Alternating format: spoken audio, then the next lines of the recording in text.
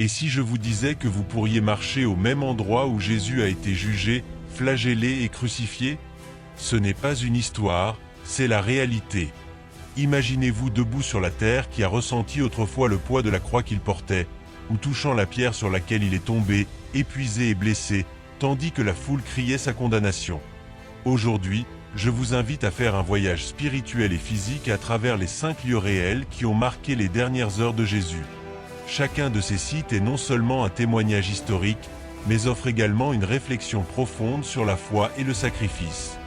L'un de ces lieux, à la fin de notre visite, est si évocateur qu'il changera à jamais la façon dont vous concevez votre foi. Mais avant de plonger dans cette expérience, j'aimerais vous inviter à vous abonner si vous avez une passion pour les sujets du Christ, de la Bible et de la vérité. Ensemble, nous pouvons continuer à partager ce message qui a le pouvoir de transformer des vies. Commençons par le numéro 5, la forteresse Antonia, lieu du procès. Dans l'évangile de Jean, chapitre 18, versets 28 et 29, on nous raconte comment Jésus fut emmené de la maison de Caïphe au prétoire. C'était le matin et les chefs religieux n'entraient pas dans le prétoire pour ne pas se contaminer et ainsi pouvoir manger la Pâque. Alors Pilate sortit vers eux et leur demanda « De quelle accusation portez-vous contre cet homme ?» La forteresse Antonia, construite par Hérode le Grand à l'angle nord-est du mont du Temple, n'était pas seulement une caserne romaine, mais aussi un symbole du contrôle romain sur Jérusalem. De là, les soldats romains gardaient la ville et maintenaient l'ordre pendant une période de tension politique et religieuse. Après son arrestation, Jésus fut conduit devant Pilate, le gouverneur romain, pour être jugé. Cette rencontre est devenue une scène tendue, décisive et profondément symbolique.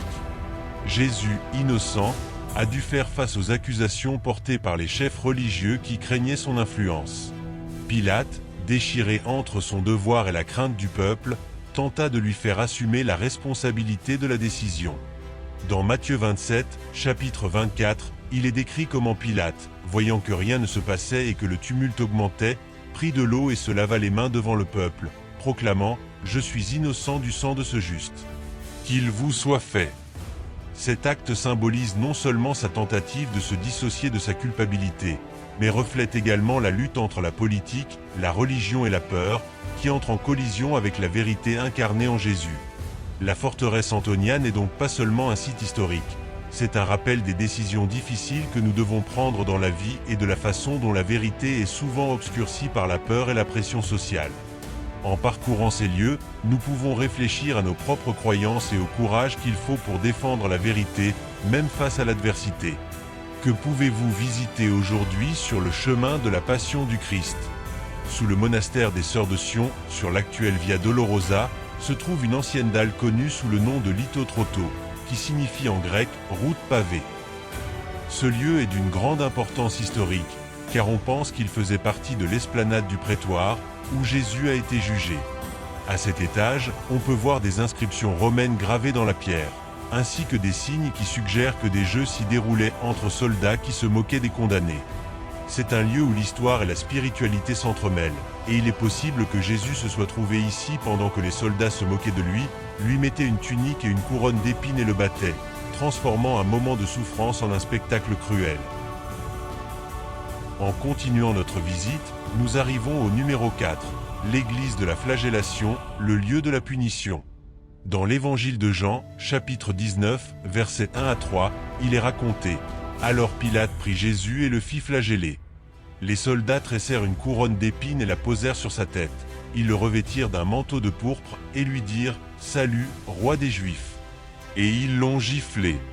Après le procès, Pilate, pour tenter d'apaiser la foule, ordonna que Jésus soit flagellé.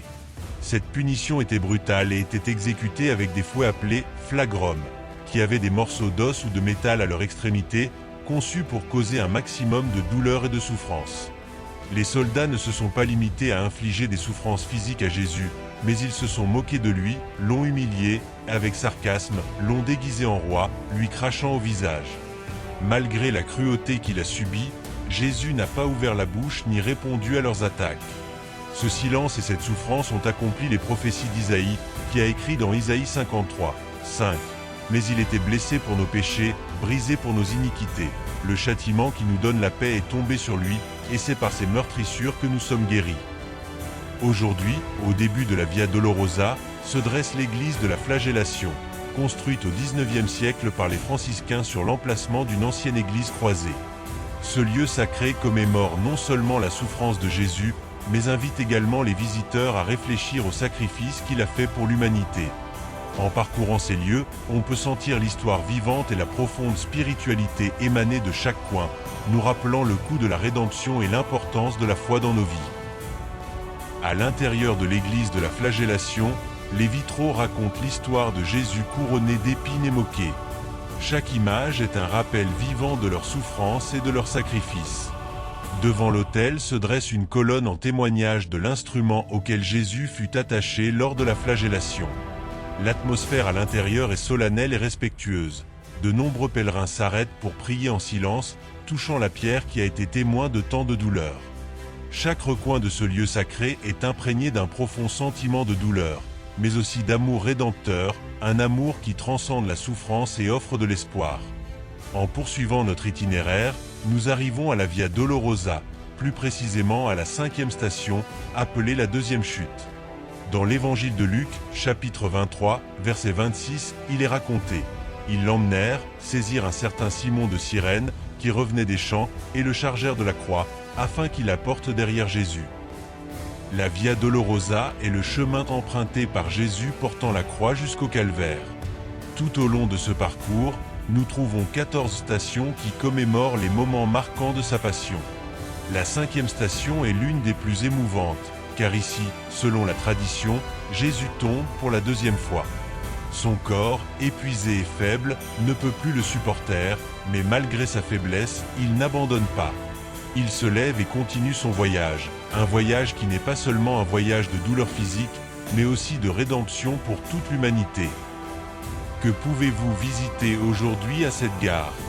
À la 5e station, à côté d'un ancien mur, se trouve une petite chapelle qui abrite la pierre où, selon la tradition, Jésus a posé sa main pour se lever.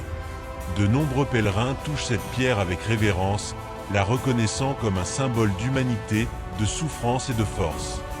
L'allée menant à cette station est étroite et généralement bondée, mais dès que vous vous arrêtez devant cette pierre, tout le bruit du monde extérieur disparaît. Une seule pensée résonne dans votre cœur: il est tombé, pour que je puisse me relever. Ce moment de réflexion est profondément émouvant et offre un lien personnel avec le sacrifice de Jésus. Nous arrivons enfin au numéro 2 de notre itinéraire, le mont Golgotha, lieu de la crucifixion. Dans l'évangile de Jean, chapitre 19, versets 17 et 18, il est décrit: lui, portant sa croix, se rendit au lieu appelé le crâne, ou en hébreu Golgotha. Là, ils le crucifièrent, et avec lui 2 autres, un de chaque côté, et Jésus au milieu. Le Golgotha, ou calvaire, est le lieu de la crucifixion de Jésus, un site vénéré à travers les siècles comme l'épicentre du sacrifice rédempteur. En visitant ce lieu, les pèlerins peuvent ressentir la gravité de ce qui s'est passé là-bas, un moment qui a changé l'histoire de l'humanité à jamais. La solennité du lieu nous invite à réfléchir sur l'amour inconditionnel de Jésus et sur le sens de son sacrifice, nous rappelant qu'à travers sa douleur nous trouvons l'espoir de la rédemption. À la périphérie de l'ancienne ville de Jérusalem se dresse une colline rocheuse en forme de crâne connue sous le nom de Golgotha. C'est ici que Jésus a été cloué sur la croix et a prononcé ses dernières paroles. Dans l'évangile de Jean, chapitre 19, verset 30, il est écrit: après avoir pris le vinaigre, Jésus dit: tout est accompli. Et, baissant la tête, il rendit l'esprit. À ce moment-là, la terre trembla, le voile du temple se déchira et l'histoire changea à jamais. Cet événement a marqué un tournant dans l'humanité, symbolisant le sacrifice suprême et la rédemption. Que pouvez-vous visiter aujourd'hui dans ce lieu sacré? Le site du Golgotha est situé au sein de l'église du Saint-Sépulcre, un lieu de grande importance pour les chrétiens. En entrant, un escalier mène à une chapelle marquant le lieu exact de la crucifixion. Sous l'autel, il y a une ouverture qui permet de toucher la roche originale, un contact tangible avec l'histoire. De nombreux pèlerins s'agenouillent à cet endroit, certains pleurent en silence, tandis que d'autres offrent des prières de gratitude et de réflexion. L'atmosphère est imprégnée d'un profond sentiment de révérence. Le crucifix en argent, les lumières tamisées et les icônes religieuses vous enveloppent dans une atmosphère de spiritualité. Mais la chose la plus puissante de cet endroit est le silence qui l'entoure. Ici, l'amour a été cloué sur la croix, un amour qui transcende le temps et l'espace.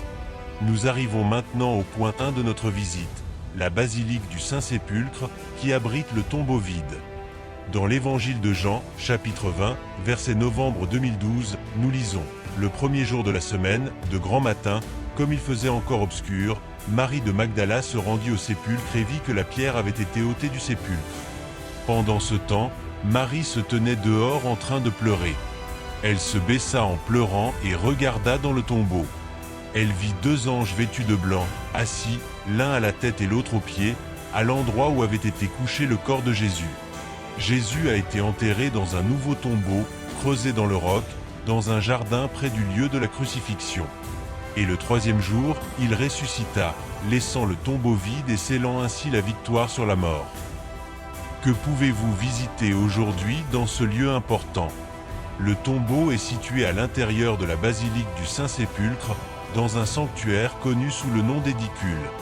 Il y a une dalle de marbre qui recouvre l'endroit où le corps de Jésus a été déposé. L'attente pour entrer peut être longue, mais le moment où vous franchissez le seuil est inoubliable. C'est un lieu étroit et silencieux, imprégné de l'arôme de l'encens et de siècles de foi. Et là où le corps n'est plus là, naît l'espoir, un espoir qui résonne dans le cœur de tous ceux qui visitent ce lieu. Et si cette histoire vous touchait? Si quelque chose en vous a bougé, si vous avez senti ce feu dans votre poitrine, alors je vous invite à commenter. Écrivez cette vérité avec foi et force, remplissez les commentaires de votre proclamation qui ne peut être réduite au silence. Que tout le monde le voie, que le monde tremble et que l'on sache qu'il existe une génération qui n'a pas honte de l'Évangile. Rendez-vous au prochain chapitre, car ce n'est que le début.